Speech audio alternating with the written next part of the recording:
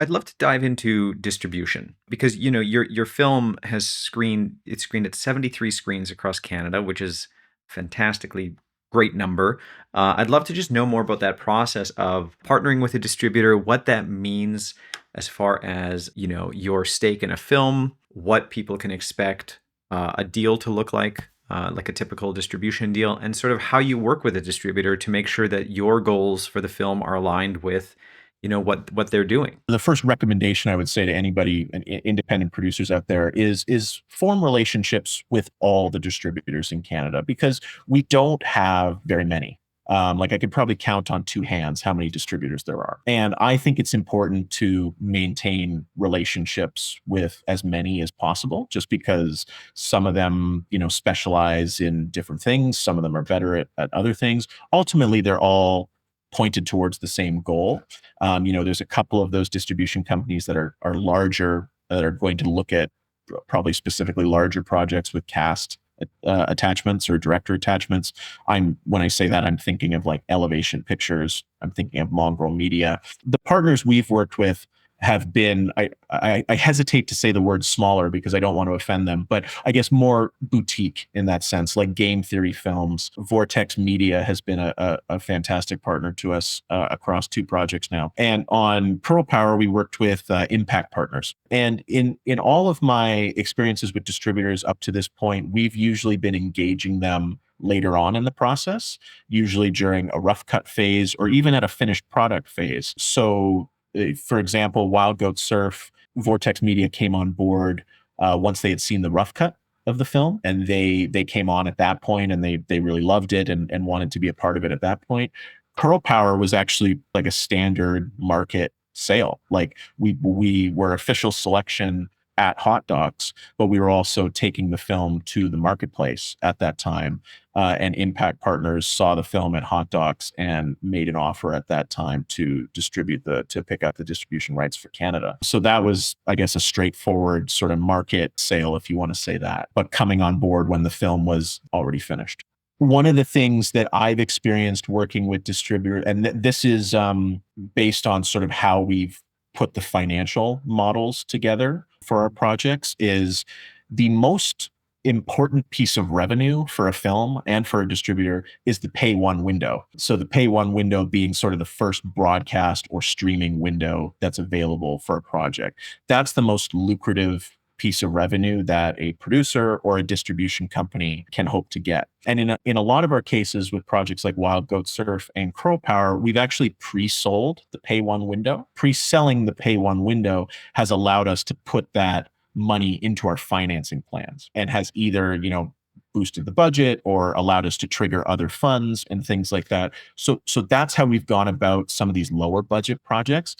And that was basically part of your soft money approach to putting this budget together. Is part of that budget is your pre-sale, which you've established a relationship with beforehand. You're pre-selling that through that distributor, or are you pre-selling that you just got that relationship with the broadcaster? Pre-selling those independently based on relationships with the broadcaster, because then I can take that money, put it into my financial structure. Maybe that will allow me to trigger, like, a broadcast pre-license would allow me to trigger CMF money, Canada Media Fund money. So a part of sort of the soft money approach. What I will say is it's not necessarily the best way to approach a relationship with a distributor, I think, to do that.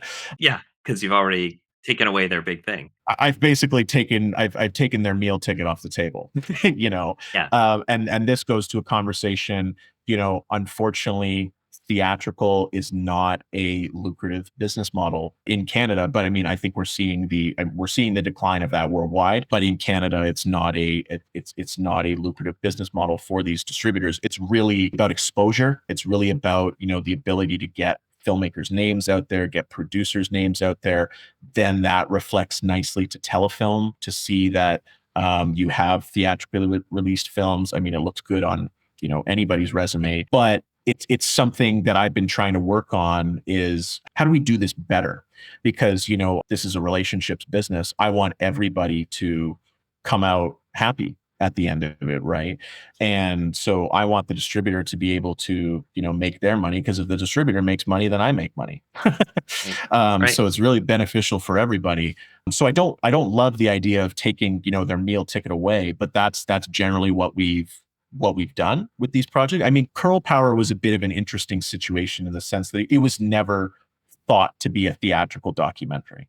We always thought it was going to be strictly a TELUS original film, a TV documentary in that sense. But just as we, sort of finished the film, as it began its festival run, it was just like, no, I think we have some opportunity to turn this into a theatrical experience, which we were able to do with our partners at Impact Partners, and they supported it. Like at the beginning, we talked about 73 screens across Canada. I don't know a lot of documentaries that are getting that. Yeah, it's huge. No, that's massive. Like even our narrative stuff is not getting anywhere near that. Like 73 screens is massive. So, my hat's off to them for supporting it so fulsomely, and seeing the vision for that. That was never directly thought of, but something like Wild Goat Surf, we knew we had to get the budget to a certain place, and the only way we were going to be able to do that was to do a pre-sale. A pre-sale with a distributor was not viable at that time because, first time director, no major cast,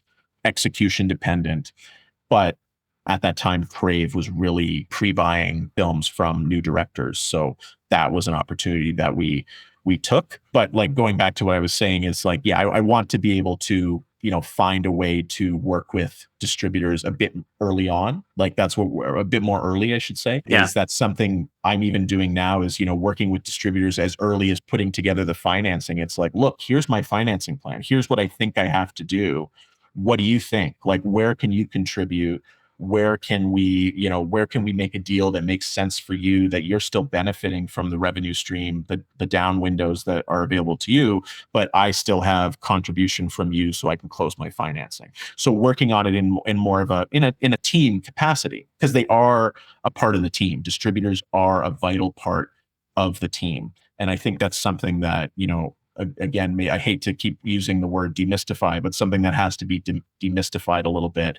I think there's a lot of negative energy out there sometimes about distributors, that they just want to screw you over and take your money. And I mean, there's certainly people out there that want to do that, but again, it's like you find the right partners, you develop the right relationships. Everybody wants to win. Everybody wants to benefit. I think that's an important point because like the big debate that we've been having with multiple people on this podcast and what we talk about and sort of, just seeing where the industry's going right now is, this idea of we spend so much time developing a project and finding the financing and shooting it and editing it. And this is now years of your life that goes into this. And then all of a sudden you take this thing that you've created and you give it to somebody else, a distributor, and you kind of lose control of that. And obviously there are horror stories out there of distributors completely tanking things or abusing it. It just happened last year with this amazing movie called Strange Darling, where the distributor hired this marketing firm that lied about their numbers and basically the movie failed. And I mean, they're in court now, so I'm not going to get into that. But the point is, there's this also this idea of like the Steve Jobs or the Akio Morita idea of like, you build a product, you sell the product, you control the user experience from end to end. So how as filmmakers can we control the audience experience from the development side all the way to the theatrical release or the streaming side? And I think what you just said is the key for me about finding that balance is just you have to find the distributors that you can work with, that are a part of the team, that aren't just these entities that are going to take your film and do what they will with it. I love the idea of bringing them in early if there's a way to strike that deal. And obviously they're looking at it from a sales perspective. That's their job, to sell this movie, of who's in the movie, how much does it cost, will this thing sell? But if there is a way to bring them in early, or maybe find a way to restructure that deal, I feel like we are at a moment where that might be possible based on the theatrical, windows right now and sort of what that means as far as movie theaters and exhibition versus streaming and what the possibilities are. So anyway, I just wanted to say I really like your approach to all of this. I think it's really smart. I think it all goes back to that word, like relationships. I always kind of say to people, like, I think you can be the most creative nutbag on the planet,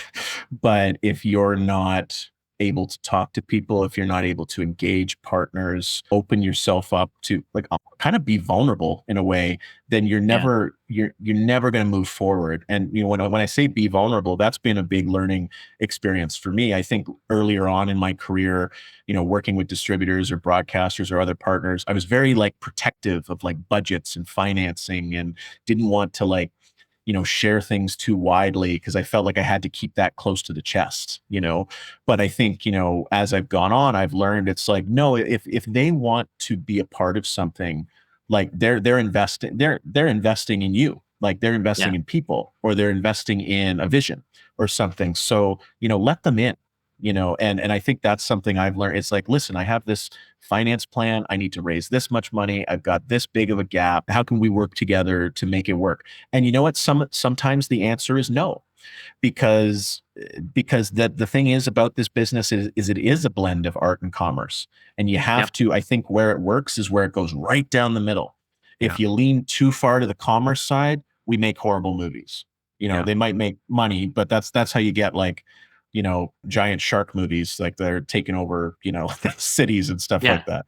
Deep Blue Sea 3. Yeah, exactly. Sharknado 7. That's how you get Yeah. that. But if we lean too far on the art side, it's hard to export that. It's Yeah. hard to Right. get that to theaters. It's hard to get that to video on demand. So you have to go right down the middle. And and I do have conversations where it's like, sorry, we just can't make this work. We don't see the money in it. And I think sometimes people take that, personally. And certainly earlier on in my career, I did. But I think I've learned it's just like at the end of the day, this is a business.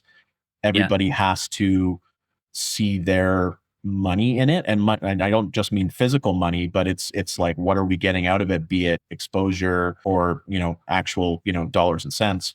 The idea of the value, right? Like what Yes, they have to see value in what you have there, and if they're not seeing it yet, that doesn't necessarily mean the project isn't good. It just might be that it needs another perspective, or it needs a change in how you're approaching it, right? absolutely. And I think that speaks to the development process as well. Like when I was talking about, the development process is so much more than just script development. It's like adding that value, like you're talking about, is how do we add value? Because an idea, even a first draft script, generally isn't worth anything, but it's Right. like, Yeah. how do we add the value to that? What is the story? What is the story behind the story that adds value? Who are the people we can get involved that add value to it?